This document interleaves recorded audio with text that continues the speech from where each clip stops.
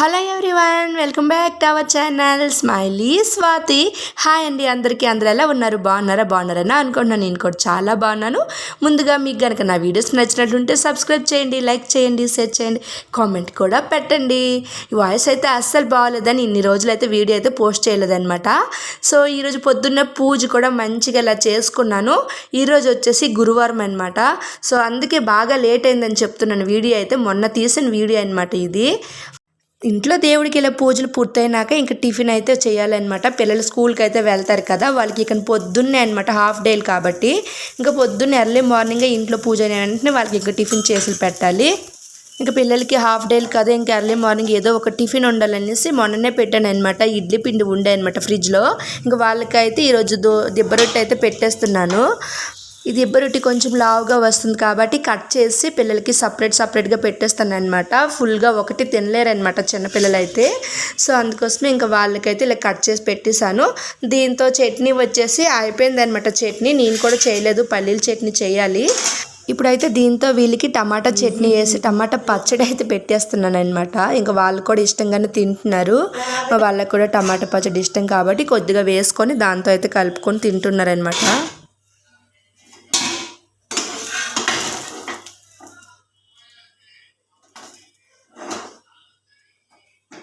ఇంకా పిల్లలు అయితే తినేసి స్కూల్కి అయితే వెళ్ళిపోయారు. నా కోసం అనేసి చిన్న దిబ్బ రొట్టె అయితే వేసుకున్నాను.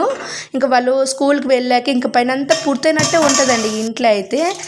ఇంకా సమ్మర్ అయితే స్టార్ట్ అయిపోయింది కాబట్టి నేనైతే ఇక్కడ తోడు పెట్టుకుంటున్నాను అనమాట పెరుగు చేసుకోవటానికి.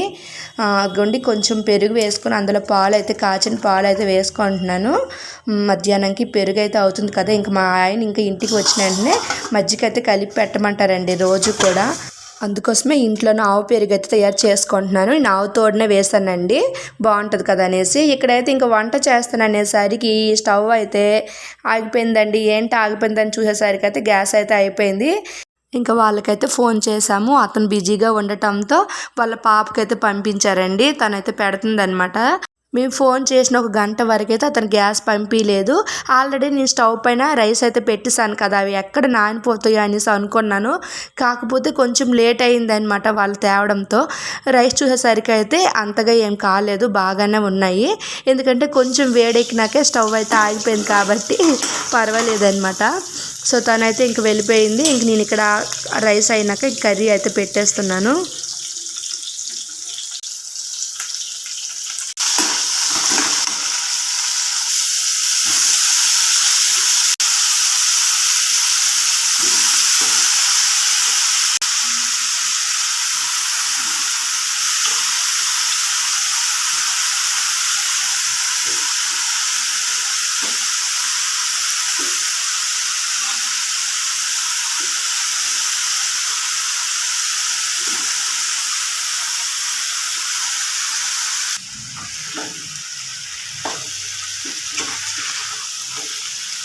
మధ్యాహ్నం లంచ్లోకి అయితే ఇలా వంకాయ బంగాళదుంప కర్రీ అయితే వండుతున్నాను. నైట్కి చపాతీ అయితే చేస్తానండి. నాకు చపాతీతో ఈ వంకాయ బంగాళదుంప కర్రీ అయితే చాలా ఇష్టం. అందుకోసమే కొంచెం ఎక్కువగానే చేసుకుంటున్నాను.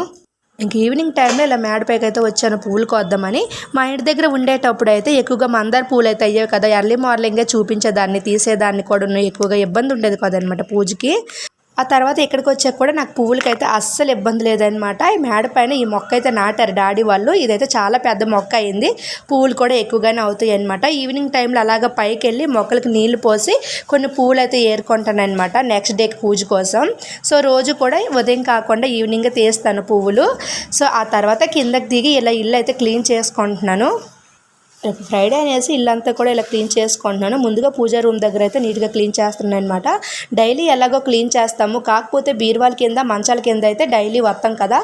నేనైతే మాత్రం వీక్లీ 3 times అయితే ఇలా నీట్గా క్లీన్ చేసుకుంటాను. ముందుగా అన్నిటి కింద ఒత్తేసినాక తర్వాత స్ట్రైట్గా అయితే ఒత్తుకుంటూ వెళ్ళిపోతాను అనమాట.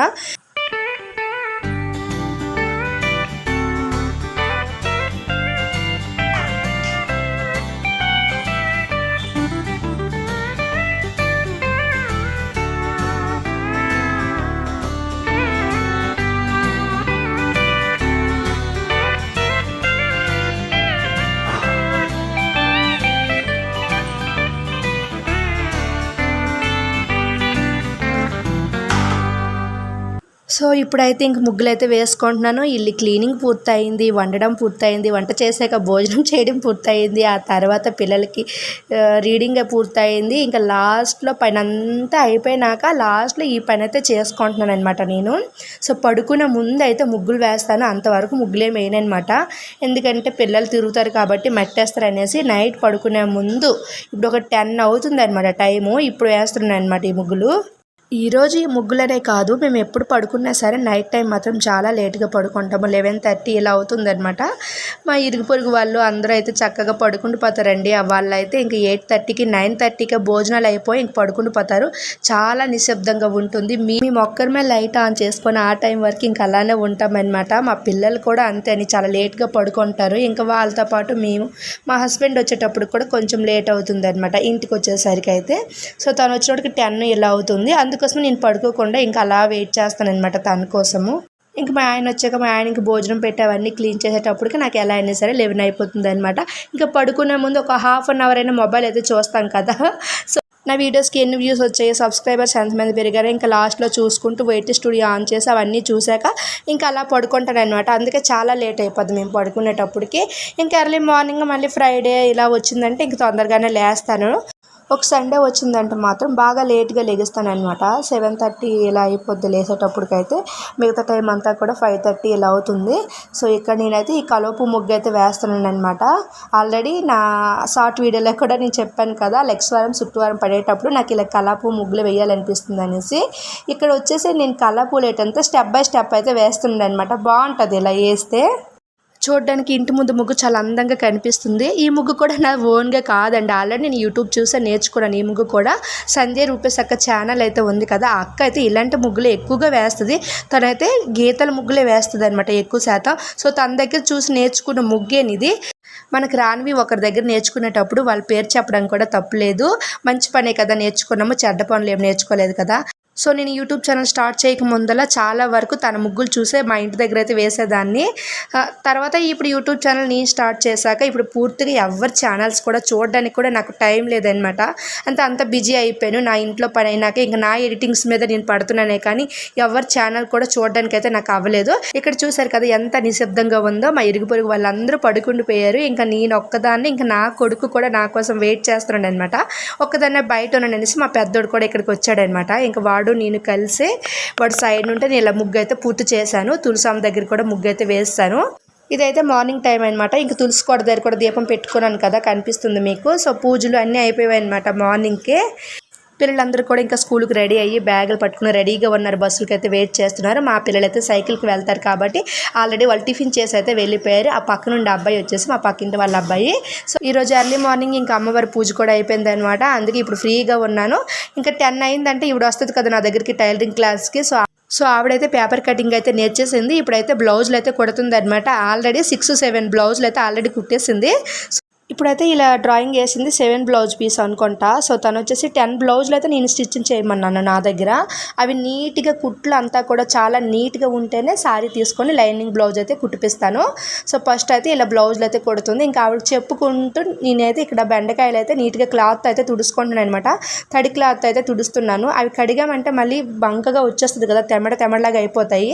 సో అందుకోసమే నేను తడి క్లాత్ అయితే ఇలా తుడిచాక తర్వాత కట్ చేస్తాను. మా అమ్మ అయితే ఇలాగైనా తడి క్లాత్తో పెట్టే తుడుస్తుంది అనమాట. సో అందుకోసమే నాకు ఇలానే అలవాటు అయ్యింది. ఇంకా బెండకాయలు ఒక సాంబార్లో వేస్తేనే కడుగుతాను కానీ కర్రీలో అయితే కడగను. ఆవిడ వచ్చేసి ఫస్ట్లో కుట్టిన ఒక 2-3 బ్లౌజులు అటు ఇటు చేస్తుంది కానీ మిగతా బ్లౌజులన్నీ కూడా చాలా నీట్గా కుట్టింది అనమాట. సో దగ్గరుండి చెప్పినా సరే కొన్ని సార్లు అంటే ఫస్ట్ టైం కాబట్టి ఇంకా అటు ఇటు అయిపోతుంది. సో తను వచ్చేసి ఇప్పుడు నీట్గా కుడుతుంది అనమాట బ్లౌజులు కూడా. నేనైతే చెప్పాను కుట్లన్నీ కూడా పర్ఫెక్ట్గా నీట్గా ఉంటేనే బాగుంటాయి అనేసి.